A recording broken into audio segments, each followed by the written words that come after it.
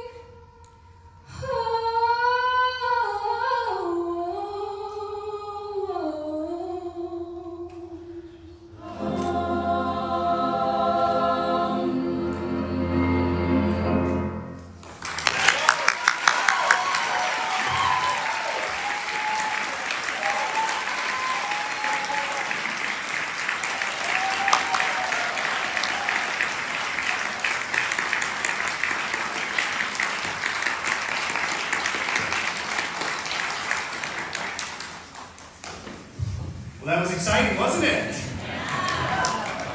Thank you so much for that support. We hope you enjoyed that. Again, that was fourth former Charlotte Colby. Excellent work with that solo. Yes.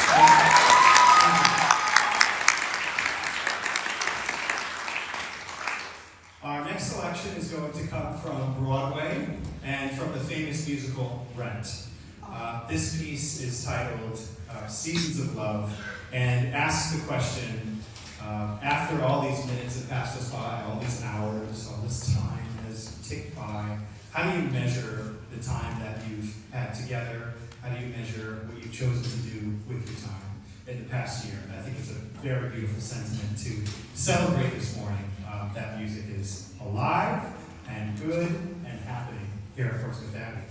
We'll feature several soloists in our performance this morning, starting with Danny Gasso, Hannah Gallagher, and then Avery Wilson, Rebecca Lee, Elena Jang, Cece Joe, and Myrna Decker. Let's please acknowledge those wonderful soloists. And we'll enjoy Seasons of Love.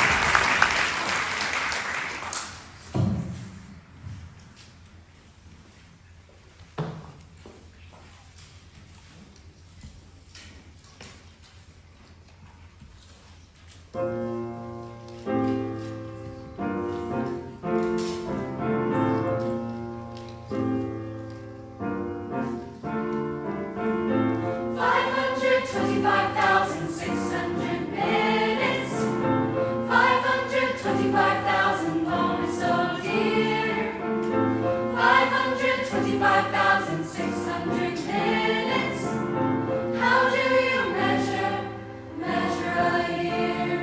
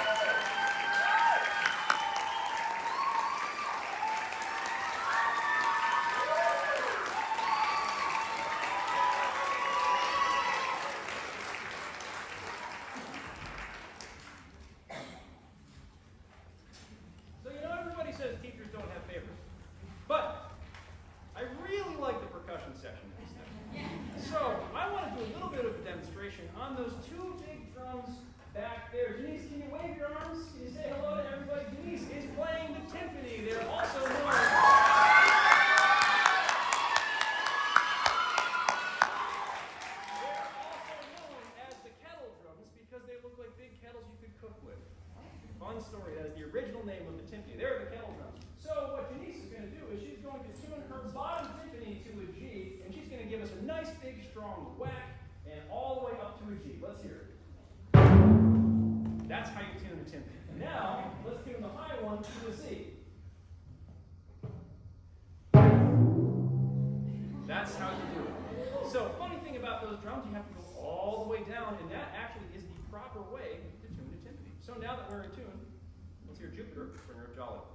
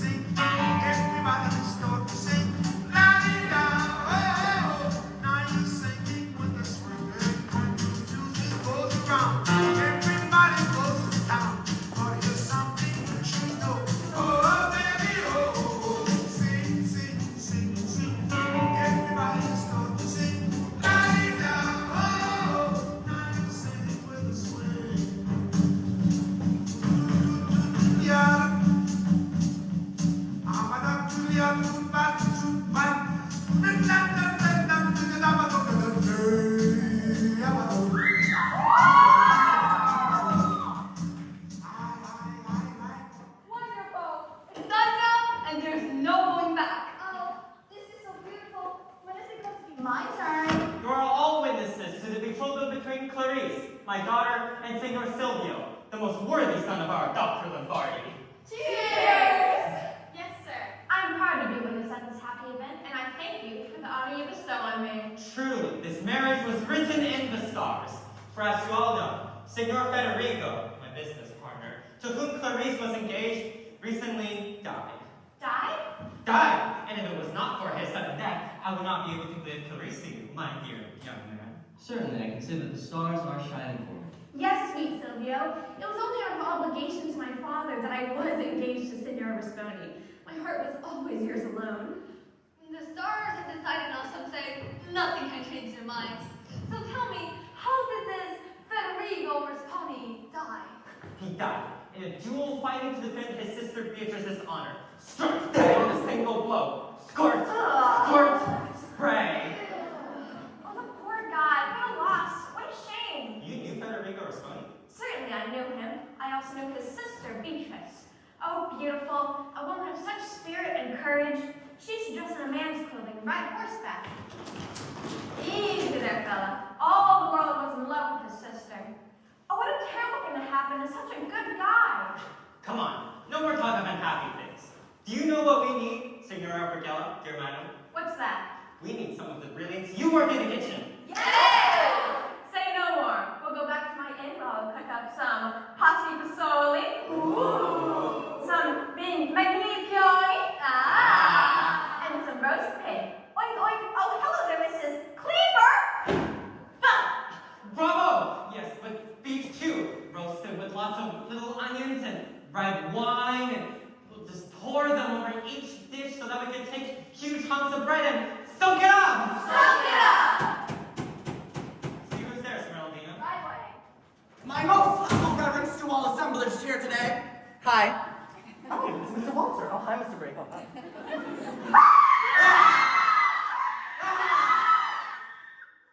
Well, what delightful company we have here today. Who sent you, friend? Who is this? Something or other, I guess. I don't know. That is my daughter. Well, good for me, I guess. And soon to be a wife. I want to die. Oh, memories we never had. How will I ever? Boom, boom. Hi, who are you? And so I congratulate her. Oh, stop it! What do you want? Who is your master? My master is a gentleman from Torino named Federico Rasponi. He's waiting outside. And he'd like to come in. And I am to wait for an answer. Who are you? Talk to me. Well, you can talk, you can talk, you can bigger, you can talk. You can talk. You can bigger. But you gotta know the territory. Gotta know the territory. Stop it! Who is your master? And what do you want? Well, he's Federico Rasponi, dude. He must have something stuck in his ears. Federico Rasponi from Torino!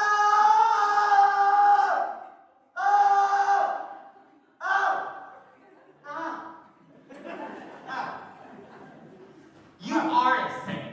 Federico Rasponi is dead. Dead? So dead. Then you can. Well, when I left him outside, he was fine. A little tickle in his throat. Nothing to be concerned about. Now he's knocking at death's door.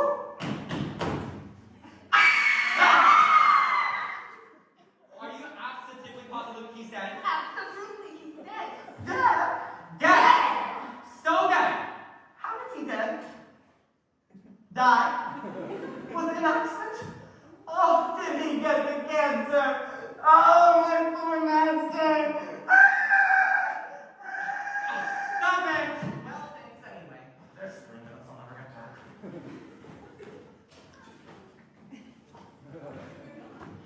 So, what do you think of him? Is he really crazy or just stupid? Stupid. Lovely. Can't tell. Maybe a little of both. I kind of like them. Don't worry, my friend. I know Signor Federico. We'll just see if this is he. Signor? Ah! The gentleman whose grace I so admire in your letters in no way corresponds with the treatment I've received. You leave me to stand in the open square for half an hour before you allow me to enter? Pardon our bad manners, sir, but may we ask, who are you? Federico Rasponi. No! From Torino. Ah! At your service. What's this? This isn't Federico This is his sister, Beatrice. I am absolutely astonished. I'm so happy to see you here, particularly after we received the news of your death. I don't know what to believe. I know you had heard I was killed in a duel. But thanks to the heavens above, I was merely wounded. And after I restored to my usual health, I embarked on the trip to Venezia, as you and I had planned. Okay. Here are letters from your friends and business acquaintances. Read what is enclosed, and you shall ascertain that I am, in fact, myself. Let's take a look at those letters. Is that Berdella? What is she doing here? My friend! You look familiar? Yes, you know me, Berdella from Torino. But wow! Yes! But wow, of course I remember! What are you doing in Venezia? Oh, blah, blah, blah. For the love of God, please don't give me away. Don't worry. I run an inn, sir, and I'm at your service. It would be a pleasure to come and stay at your inn. Well, it seems certain that these letters must have accompanied Signor Federico Orsoni. If you have any remaining doubt, ask Berdella. She will assure you that I am, in fact, myself. There is none other. That is sweet. Dear father, could it be that this is Federico Orsoni? It must be.